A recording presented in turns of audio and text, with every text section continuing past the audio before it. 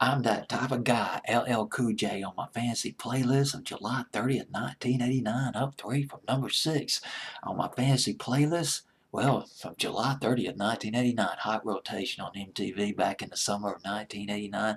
LL Cool J playing a cool rich dude, and he's also playing, if I remember correctly, a burglar breaking in.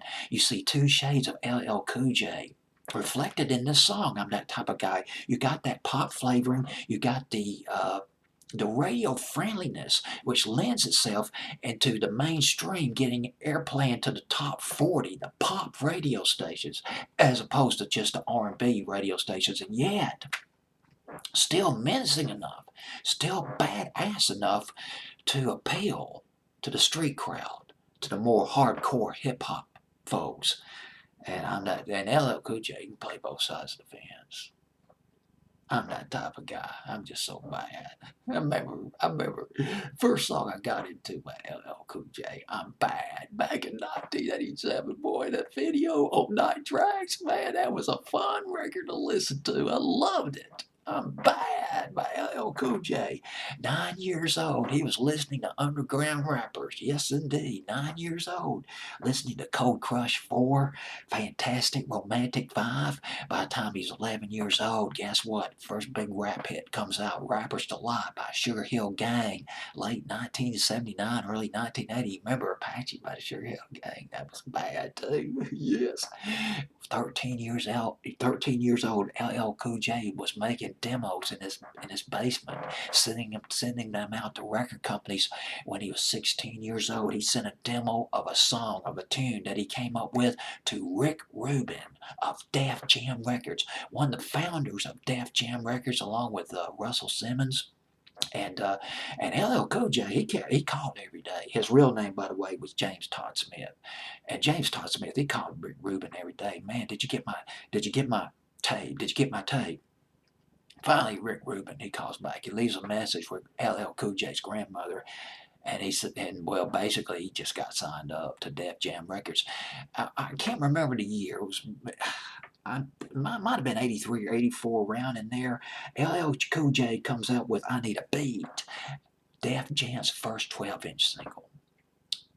Then a few years later, he comes out with "I Can't Live Without My Radio" off of Crush Group. That went to number 15 R&B, and then we got Bigger and Deeper. That would be his.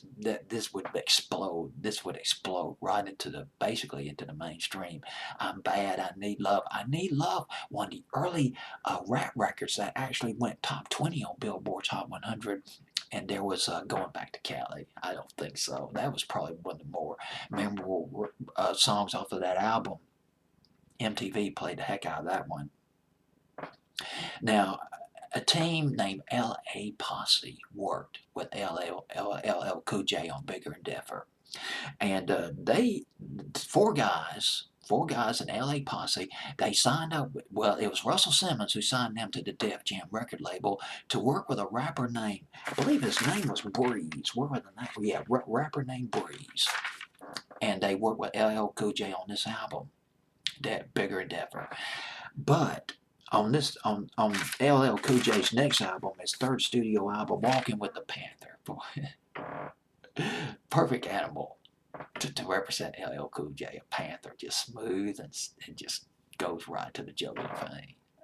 But anyway, LA Posse, they had a split with Def Jam Records. Bigger and Deffer was huge. It made loads of money. And LA Posse understandably wanted more money. They wanted their royalties to increase.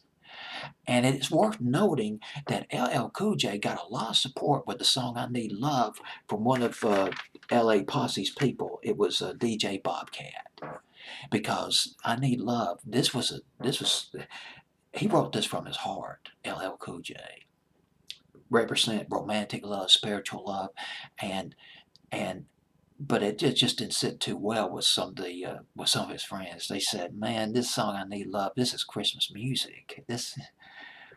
Man, this is probably the worst song I've ever heard. That's what his friends were telling him. But LL Cool J, he believed in that song, "I Need Love," the song that he came up with. He got together and discussed it with DJ Bobcat. The bottom line is DJ Bobcat helped him out with the song and believed that LL Cool J should put it on the album, even be released as a single. And lo and behold, it went, if I remember correctly, it went to number 17 on Billboard's Hot 100. This was one of the early rap records that made it into the top 20 on Billboard. That was no small achievement. It was hard for a rap record to get into the top 10, top 20, top 30 back in the 80s. It wasn't as common then as it would become in the 90s and 2000s and 2010s, 20 teens. But when Walking with the Panther came out, every member, every member of L.A. Posse left Def Jam Records, except for one, Dwayne Simmons. He worked with LL Cool J on the album, Walking with the Panther. The other three, well, if I understand it correctly, if I got my research right, they signed with Atlantic Records. So we got I'm That Type of Guy, LL Cool J.